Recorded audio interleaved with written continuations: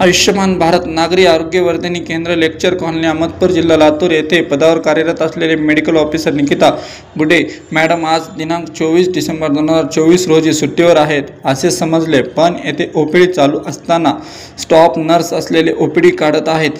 पेशंटचं काही बरं वाईट झाले तर याला कोण जबाबदार असा प्रश्न निर्माण होत आहे। अहमदपूर येथे अधिकारी असलेले तालुका आरोग्य अधिकारी मोरे सर यांचं दुर्लक्ष आहे का, याला कोण जबाबदार? जिल्हा आरोग्य अधिकारी यांनी काय कारवाई करणार याकडे नागरिकांचे लक्ष वेधले आहे। Republic Maharashtra news Ahmadpur Latur.